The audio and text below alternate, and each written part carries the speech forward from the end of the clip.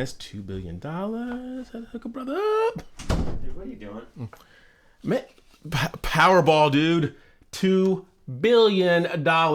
We can actually get some real equipment. You do the lottery. Yeah, $2 billion. I know what you're worried about, but see right here, I got my gambling guidelines things. I don't have a problem. And it's also in Espanol. You don't understand. You're buying into it. Into $2 billion. Dude, this is a systemically racist endeavor. The lottery? The lottery. The lotteries are numbers. The lottery is systemically racist. They target people of color. Okay, is this a show we're doing? Because that's weird. That's like the most asinine thing I ever heard you say, and I've heard you say a lot of stupid things. Dude, let's get set up. How is the lottery racist? That doesn't make any sense. Why am I always the one that has to educate you on this stuff? This is a damn shame. What are you talking about? You know what? Introduce the video. You turned it on? Oh my goodness. I guess we're going to talk about the lottery being racist. I'm Cedric. And I'm Brian. And this is Cedric and Brian.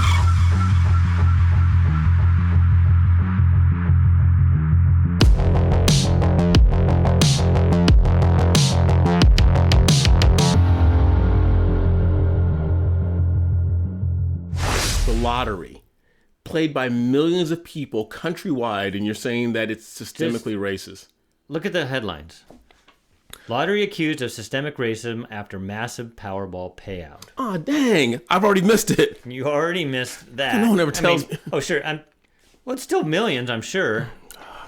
Researchers told CNN that the lottery disproportionately preys on black and brown communities. Right, dude, it's right there. CNN said it. Oh, CNN said it. Okay, well, that's the end of our show. So CNN said that the lottery preys on black and brown communities. There's got to be more to this article than that. Good, I like that jacket. Oh, look at the Grinch. Oh, the Christmas coming up. All right, let's see what they say here. A CNN piece on Wednesday spoke with critics knocking the lottery system as a form of systemic racism that targets poor black and brown communities across America. This sounds like the cigarette thing. You're right. Remember the cigarette thing? Yeah. Cigarettes target.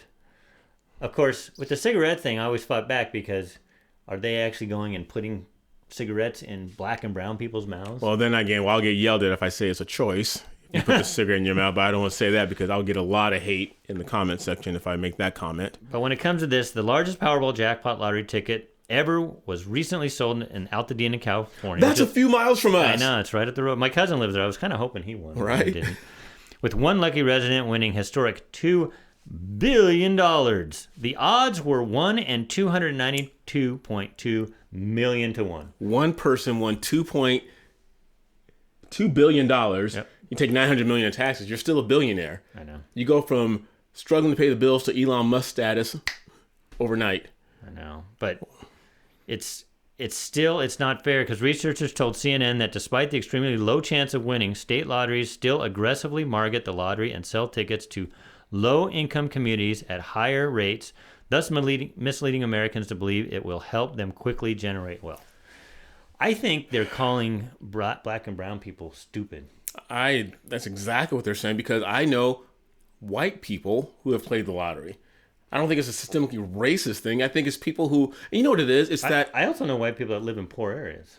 Believe it or not. Yeah. I know that if you listen to the mainstream media, white people don't live in poor areas. They're all rich. You know what it is? It's that Horatio Alger thing with the lottery, that rags to riches, because those of you out there, I'm sure you've played this game before when the lottery reaches astronomical numbers like it did just recently.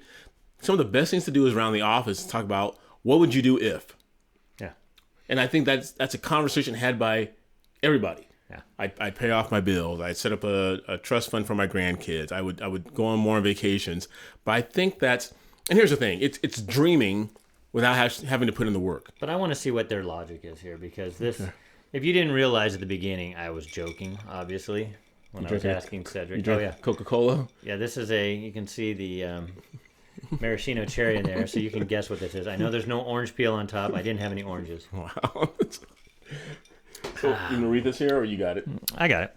Now you can't see very well.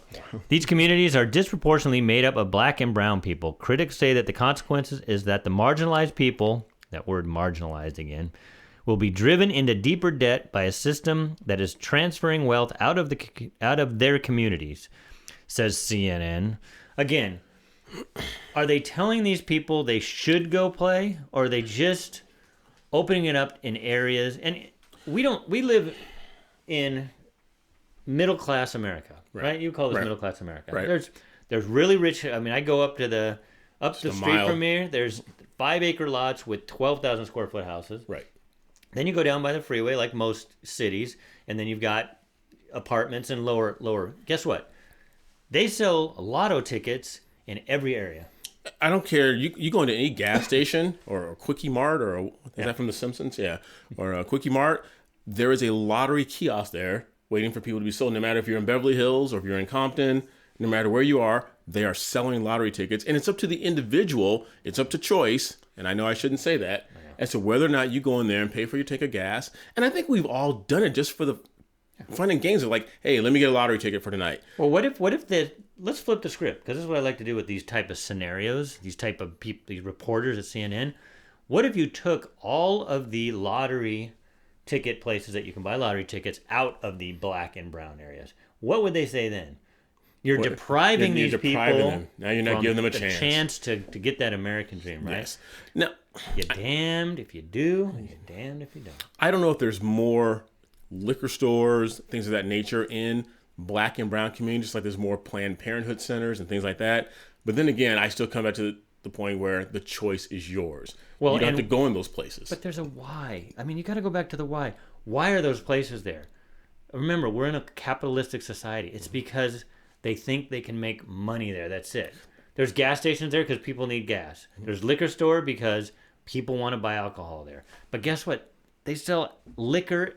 We have all the liquor we need here at Albertsons and Vons and Bevmo, all in middle-class America too. Yeah, absolutely. It's just you can't do it the other way. If you take them out of those areas, then you'll be accused of being racist because you're pulling stuff out and making them travel now to go get their liquor. Yeah. Well, as far as alcohol is concerned, I had friends who have left California and moved to Texas, and they had this rude awakening that Texas some parts of Texas is a dry state on Sundays. So my friend tried to go to a liquor store on Sunday. Oh, yeah. And they're like, oh, we don't sell liquor on Sundays. She almost had a cardiac arrest. She's like, what are you doing? You want to know the funniest thing? We were in Tennessee, which is very similar. There's actually dry counties in Tennessee too. Right. But we were just in a non-dry town. But you can't, for those of you in the South, you already know this. In California, you can buy 100 proof, 120 proof just at your regular grocery store, your Albertsons, your Vons. In Tennessee, you can't. You have to go to a liquor store to buy anything stronger than wine and beer. Right. But here's the funny thing. We went into a regular store, I don't know if it was a Vons or whatever they call it out there. This was on Easter. Okay. We wanted to get some wine. You couldn't buy wine on Easter, but the beer aisles were open. You couldn't buy wine? They had the wine cordoned off. You couldn't buy wine on Easter, but you could buy beer. That doesn't make any sense at all. It doesn't make any sense at all. But you think you would let you buy wine, especially on Easter Sunday, exactly. because people will be going to communion. And I know. You drink wine. We scratch our head. Anybody out there from the Bible Belt, explain that to me. I can understand because we knew that the liquor store was closed on Easter Sunday, but the regular store was open. But then they literally had, it looked like, yellow tape around. But going back to the lottery thing, you brought up a good point. It's like, as a business owner, you're going to put your business in the place where it's going to thrive most. Now, you can put a gas station anywhere, usually on any city, on the main thoroughfare, on any corner. You're going to find a gas station and or a McDonald's, because that's what McDonald's does. They have every busy intersection in the world. But if those liquor stores didn't do so well selling lottery tickets, they would take them out. So there's a reason why. I know. They're there. But they're saying they're taking advantage of their mentality. But again, they're telling people that they don't have control over their own, over themselves. So it's up to the government to control that and say, we need to take that out so these poor people don't get suckered into this. But then again, you're patronizing them, and it's the The soft bigotry of low expectations all over again. Right. So you're taking these people just because they're poor and you're saying they don't know what they want. We're going to tell them what they want. Right. And I talk about this a lot from the Christian perspective and say, well, there's free will.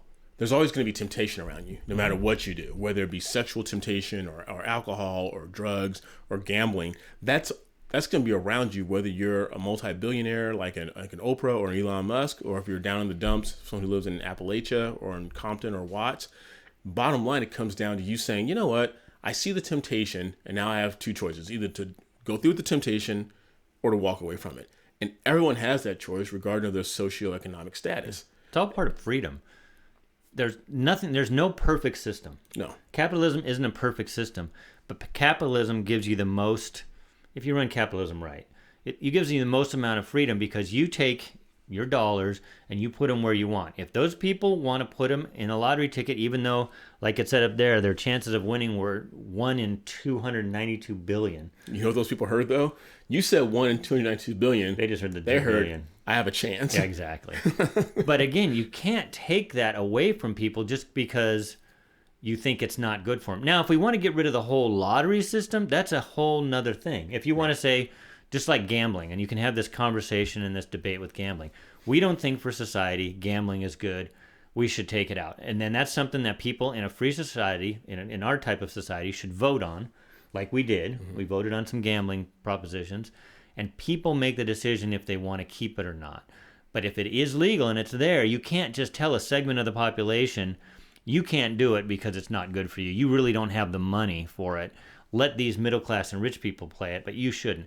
That would be worse than just letting them do it. And then for CNN to turn around and call it racist or systemically racist, because that's the buzzword. Everything's systemically racist. Remember, cigarettes were systemically racist because more black and brown people were smoking than other people. That's their choice. Comes down to choice. Yeah. And I'm sure there's been millions of households that have gone under, and there's been millions of divorces that have happened because that husband or that wife had a problem with whatever vice they were connected to, whether it be too much alcohol or too much gambling or both.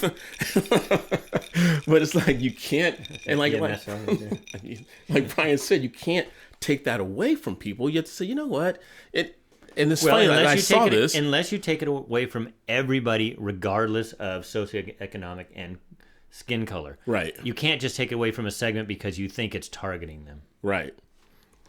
Oh my goodness. If you're concerned that gambling is becoming more than a game to you, try using these guidelines to moderate your play. They hand these out at every lottery kiosk, if you guys haven't seen this, and I've never read it before. They never handed one to me, so they must be only handing it to the black and brown people. No, I bought it in your neighborhood. But you're black and brown. That's true. They handed it to me. They hide it when you come in. Right. It says, think of the money you lose as the cost of your entertainment.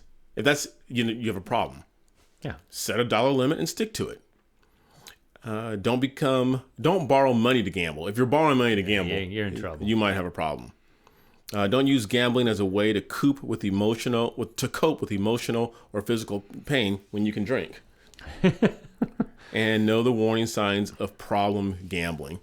That's, it's the thing. This is the left, the media, doing the thing again where it's like, let's blame everything on racism because we got to keep that motor going because that makes a lot of money. Yeah. Racism sells. Oh yeah, the poverty pimps and the hustlers, the race hustlers and things like that. It sells people and it gets people angry and invested. Yeah, and that's why I said this comes out every so often. Pick your poison. Alcohol. There's more liquor stores in poor black and brown communities. There's more cigarettes are sold in black and brown communities. Lottery, more people buy. Well, that's choice that people have in a free society, and people can choose not to make that choice. We tried banning alcohol in this country, and it didn't work very well. We had to make a decision as voters. We know that alcohol is not good for you. We know that many people die from alcohol-related car crashes, domestic violence. But we've decided as a society, we're going to take that chance because we're free and we know what happened before. Then all the bootlegging started and people did it illegally. And that's when you get to the whole legalized drug stuff too. But I think you have to set limits and we have decided, at least in California, I guess most states, but not all states, that the lottery is acceptable. We've decided, because it's supposed to fund the schools. Now, where the money goes, once it goes through government, I don't trust it, period. Right. I don't usually play the lottery. For one, the odds are way against you. When it does hit like the $2 billion, then my sister and a bunch of people, we'll get together and we said, hey, you want to just throw $5 in there, and then we get a big pool and we do it. Right. And so then it's, instead of 1 in 292 billion, it's 292 billion minus a couple hundred. Yeah, you've increased your odds. Yeah, which is silly too. But the whole thing's silly. But gambling, for a lot of people, it's just fun. It's just like you said, you play that water cooler game. What if? Yeah. If we did it. And I'm not a gambler. I don't go to Vegas. I'm not a Vegas guy. But when I do, I usually say I've got a set aside money, just like I would go if I was going to a football game or something. Right. Say, I'll gamble this. If I win, great. Right. If I lose, I'm not going to go take more money out. And I try to make it last so that it becomes a fun day. Right. Yeah, I've done that. I've gone to, took my daughters to Vegas, and I had $100. I said, I'll play blackjack. Yeah. If I get below this $100, I'm done playing. Yeah. Then I'll go drink. I usually find him at the nickel slots, though. And then he really makes that money last. You know what? If it's fun, it's exciting, and the clanging of the machines, the lights come on, they pump all the oxygen to the casinos to keep you hyped and going. And the nickel slots. Hey, we can do that all day, every day. But what I do is when I go into the liquor store and when it gets big like that, and this is my secret. It hasn't worked yet, but it will. You tell the person, I want the winning numbers. Some of you just say, I want a ticket. No, you get a ticket. You have to be very specific and say, I want the winning numbers. And Cedric thinks that's funny because he tells a lot of dad jokes. No, I'm a dad. There's a great book out there. And the people look at him and they kind of laugh. Oh, that's so funny. No, they laugh because I'm funny looking. But there's a book out there that I read a long time ago, and it was called The Lottery. And it warns, and some of you may have read it. I'm going to see if I can have Brian put it up on the screen real quick. But it's a book about this little town. And I think once a year they have an annual lottery. And the author does an incredible job of getting the people to get riled up. And there's this passion and they're frothing. Everyone's playing the lottery. And finally it's like, oh, I wonder if it's going to be me. I wonder if it's going to be you. And so-and-so won last year. And at the end, the lottery winner is the person who stands in the middle of the town and gets stoned. What? It totally flips itself on its psyche. You don't see it coming, but it's like it just shows how we get involved in certain things like the lottery without really thinking about it. Right. And it says, what are you really winning? Yeah. But people just do it anyway because they've always done it, and then there's hype surrounding it, and everyone's getting involved, and they're promoting it on TV, and there's little red and blue flashing lights saying, come play now, you could change your life. Isn't that kind of like that South Korean Netflix show that was on a while? It was a game show, and they didn't realize that they were all going to get killed one by one. Yeah, and they were all excited at first. Yeah, and after the first game, red light, green light, people were getting shot, and then they said, like, you can come back, you have a chance to win X. Right. But that's on you. And people came back. Yeah. That's it's kind of similar to the lottery. And you know what? I'm not for a free for all. You guys know that I'm not an anarchist. So I think that society should put in guardrails to protect people and to help people. But this isn't it. This isn't it. If we decided as a society that we're going to have the lottery to help fund schools, again, I'm putting that in quotations, then you can't call it systemically racist because it's open for everyone. And if you take it away from those poor areas, then you're going to be called racist. And then that would be racist if you took it away from areas that were just particularly, as people call it now, black and brown, which is this whole labeling people thing is just, it's racist in itself. Instead of just... It's people. It's people. It's people who don't have control, whether they're black, brown, or white, whatever their skin pigment is. It's people who don't have control. Yeah. And again, wisdom is something that we don't teach anymore. You have to get wisdom usually from people that have lived it. So you've got to get wisdom from older people. And most younger people think older people are stupid. You can see it. Mm-hmm. You can see it in Hollywood. You can see it with the way kids treat older people. They don't learn wisdom. So a wise person would tell you, look, here's your chances of winning. It's better if you take that money and do X with it. They won't listen to that wisdom. They're just going to think with their emotions.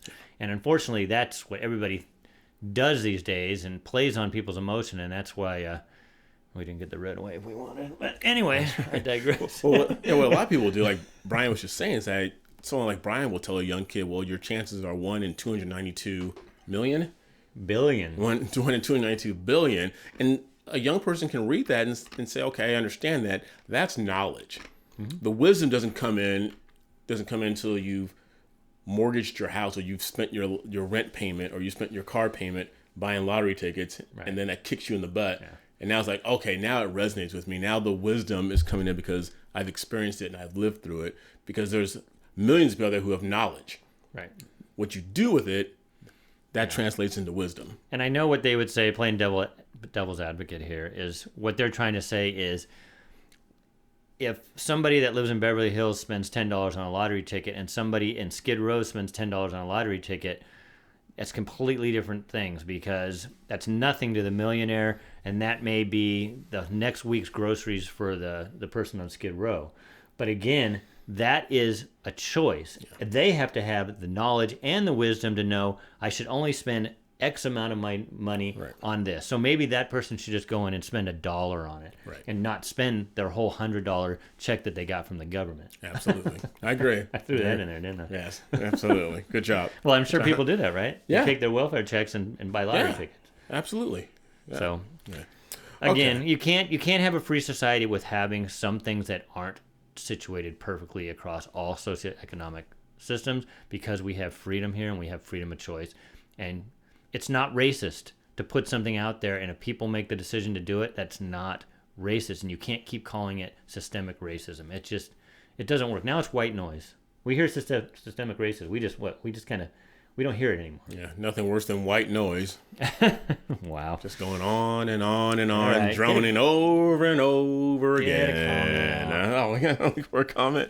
Oh my God, we got a lot of comments from our last Tom McDonald song. Should we do one from there? Sure. Am I mentioning it? Because you know what? I'm gonna do one from Joyner Lucas. Oh my God! It's gonna be a really short one. Are we still getting them for that? Oh yeah. This guy hasn't responded to me yet. This is from our Joyner Lucas video. His name is Joe Odo 2, and I guess in that video we referenced the great Thomas Sowell, the great economist, along with Walter Williams and some other people that I look up to. And this guy's comment is very short and succinct. He goes, "Thomas Sowell? ? Seriously? ? LMAO." So I guess the fact that we mentioned Thomas Sowell, and I said, do you want to provide a more detailed comment, complete with facts, as opposed to feelings about Thomas Sowell that provides some context? I sent that response back like 7-8 hours ago. I still haven't got a response yet. But I would love to find out why he thinks that Thomas Sowell's a joke and he's laughing his ass off. But that people do that a lot, especially on the left. I have friends like that who do something like that. Well, I'll make a comment and they'll send me back the shaking my head emojis. I'm like, that tells me nothing. Let's have a conversation. What are you talking about? Had this person ever listened to Thomas Sowell? Have they ever probably read? Not. They probably don't read. So right. Ouch. But, I know. I'm sorry. But I mean, anybody who responds like that to us, something about it's again. We go back to this, and this is in Cedric's wheelhouse. But why are people in the black and brown community not looking up to somebody like Thomas Sowell, instead looking up to people like Ibram X. Kendi, they've taken his books down now because they know that they're complete fiction, they're ridiculous. Thomas Sowell is actually based on wisdom, for one. He's an older gentleman. I think he's in his 90s now. Yes, sharp as a tack. He's lived a long life. He's wisdom. Yeah. So anyway, this is what we have to deal with whenever we do something that's not Tom McDonald. If we do something that's a little on the left and then give our perspective, oh my goodness, that's when they come out of the woodwork. Yes. All right. Well, hope you guys enjoy that. Hope you played. If you played the lottery, hope you had fun with it. I hope you didn't play it to the point where you're stealing from other parts of your household or your budget. But if you threw $1 here or there, like Brian says, and you had a little fun and played What If with your coworkers, so be it. It's on you. But if you spent your rent check on it, it's not very smart. You might have a problem. Yes, you might have a problem. Might get help. All right, you guys, make sure you like, subscribe, ring that bell, and continue sharing our channel with everyone you know. Everyone. We got to make a big push for the end of the year to get more subscribers. You know what? Share it with younger people, because for those of you who saw the way The election turned out, and I know looks like the Republicans were going to get the House. We should have got the Senate, but we didn't because people under 30 overwhelmingly still vote Democrat. That's why in California they're trying to pass something to let 16 and 17-year-olds vote now too. They want to just, the younger they are, I mean, sure, I'm maybe 10-year-olds by the time we leave here. Yeah. That's going to be another show. All right, you guys. Hope you guys enjoy that. Until next time, I'm Cedric. And I'm Brian. We'll see you later. 10-year-olds. People who play with their boogers. You can't even turn on a microwave and have mom making hot pockets for them fucking boat.